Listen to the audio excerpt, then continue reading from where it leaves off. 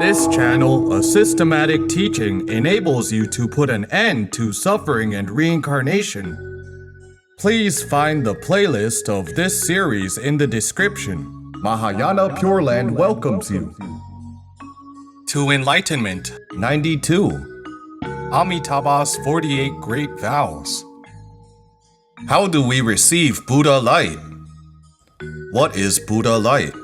Where does the Buddha light shine? The Buddha light will shine where people recite and are in remembrance of the Buddha. Now we are learning the Infinite Life Sutra, delving deeply into Amitabha's 48 Great Vows. You listen to it so joyfully and feel such purity. The Buddha light is definitely shining on us at this moment. Buddha light is also called pure light, joyful light, inconceivable light, and the light exceeding the sun and moon. What does it mean, exceeding the sun and moon? The light of the sun and moon cannot reach everywhere. The dark corners will not be lit by the light of the sun and moon. Plus, the sunlight only shines in daytime, it does not shine in evenings, and moonlight can only shine at night, it does not shine in daytime. But Buddha light can shine day and night, everywhere. In the dark corners, if we recite Amitabha, the Buddha light can also shine on us. At the time when we recite Amitabha or listen to the Sutra lectures with a pure mind, it is the moment that Buddha light shines on us. When the Buddha light shines on us, our karma will be eliminated unknowingly, our good roots will constantly grow, and we will obtain Dharma joy. Introspect our actions with the words of the Sutra. We must believe the merit of upon hearing the name is inconceivable. Look, teacher Liu Surin stayed at home for 10 years, listening to Sutra teachings and reciting Amitabha. She listened to the Infinite Life Sutra 10 hours a day. Her lupus thus got cured. How was it cured? The Buddha light blessed her, exterminating her defilements to enable her goodness to grow. All karmas can be eliminated, and the sufferings of grave illness can also be terminated. During this Buddha retreat, I particularly emphasized the benefits of upon hearing the name.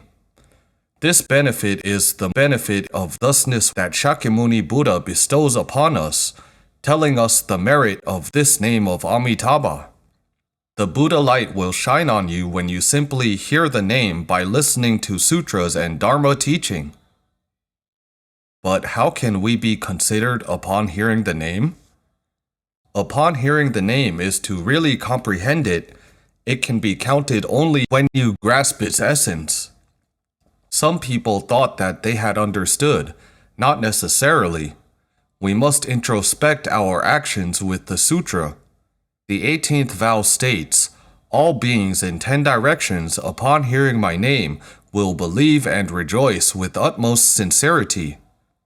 Have you believed and rejoiced with utmost sincerity yet? Do you believe in the Pure Land method, believe that there is Sukhavati and Amitabha, and also believe that you can be born into Sukhavati? This belief must not mix with the slightest doubt. If you still have doubts, you have not heard the name enough. You must hear the name earnestly, seriously, and respectfully until you have no doubt at all. Tathagata speaks the words of truth. I have encountered some fellow practitioners who said this to me. Is it possible that Sukhavati is just the expedient saying of Shakyamuni Buddha? What they mean seems to be that the Buddha wants us to renounce the Saha world, so he deliberately made up Sukhavati to let us yearn for it. They said, is Sukhavati only a blueprint that Shakyamuni Buddha made up to persuade us to go? It is just like coaxing children. Come, come, this Sukhavati is very good. After we get there, we see nothing. Will we discover that it is all Buddha's expedient talk after we get there? This is your doubt. With this doubt, how can you believe and rejoice with utmost sincerity? What is expedient talk? To speak the Dharma that matches all beings' spiritual capacity for helping them to understand, this is expedient talk. But what was said is still true.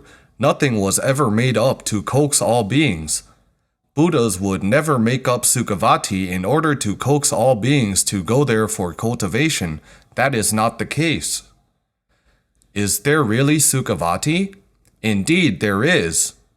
We must believe that Shakyamuni, Amitabha, and all Buddhas in 10 directions will never make false speech. The Diamond Sutra states, Tathagata is the one who speaks the words of the truth, thusness, unfalsehood, unheterodoxy, and undeceit. Therefore, what Buddha is saying are all true disclosures.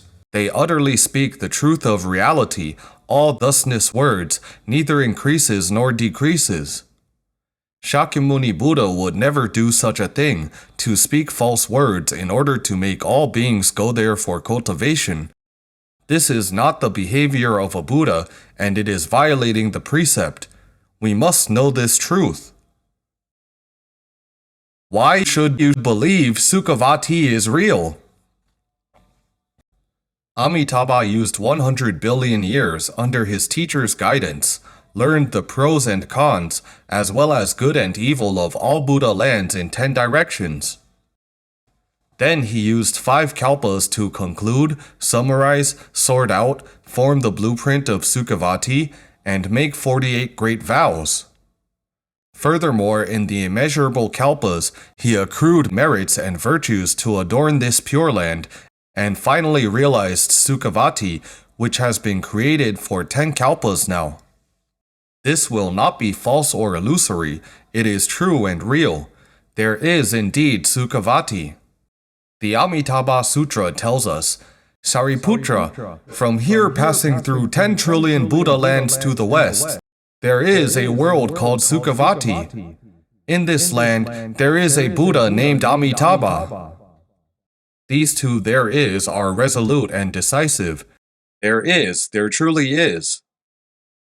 Master Oi, in his old age, called himself the Tao practitioner of There is West. There truly is Sukhavati. It is not false. It is absolutely not like the fable of Zhuangzi.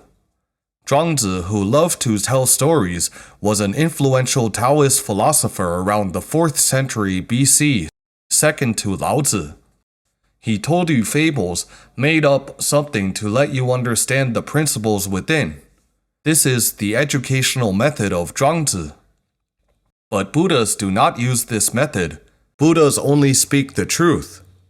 Shakyamuni Buddha would never make up Sukhavati in order to coax you to cultivate. Sukhavati is not a fable of Zhuangzi, let alone a dream of fools. This is not a dream, there truly is. In front of our eyes, you believe that there is the Saha world because you have seen it. There are people, matters, and objects. Do you believe in their existence? If you believe in the existence of those people, matters, and objects in this Saha world, Sukhavati then exists in the same way. When renouncing the Saha world of this end, you will be in Sukhavati of that end. It is true and real, not false or illusory at all. Amitabha also truly exists. He truly comes to escort you. You must not doubt it. This doubt must be dispelled. You can then have the utmost sincerity to truly believe in Amitabha's escort. The Saha world and Sukhavati are manifested by the same principles. Despite all things being true existence in phenomena, they are intrinsically emptiness in noumenon. For example, in our Saha world, does it really exist? Quantum scientists have discovered that it is an elusive existence because all substances, when analyzed to the end, are only vibrations. Where do the vibrations come from? From our thoughts. Our thoughts create vibrations and form the material world. In reality, there is nothing. Why is there nothing?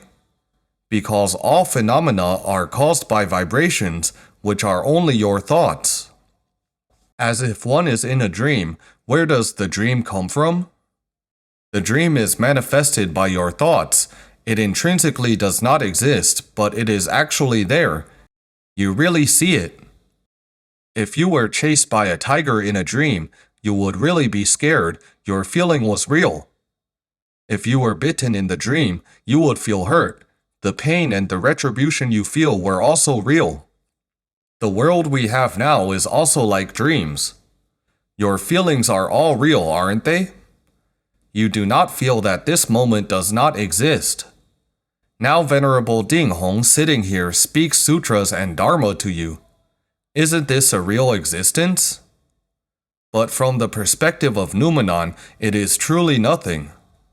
Where does this Venerable Ding Hong come from? From the vibration of your thoughts. This phenomenon is an elusive existence when all conditions are in place. When the conditions disappear, this phenomenon will also disappear.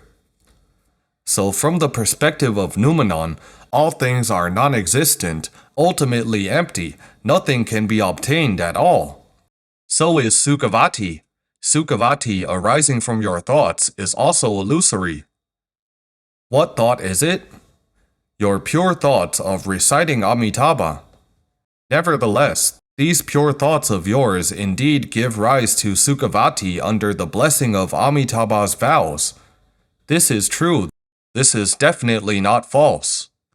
Since you believe in the phenomena of our Saha world, you should then believe in the phenomena of Sukhavati.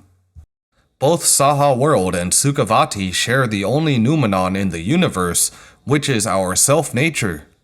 The only difference is that Sukhavati is solely manifested by continuous pure thoughts of the true heart, while our Saha World is altered and manifested by the continuous delusional thoughts in our consciousness that arise from our self-nature. When the delusional thoughts of all defilements, such as greed, resentment, ignorance, arrogance, and suspicion are unceasing, a Saha world thus manifests.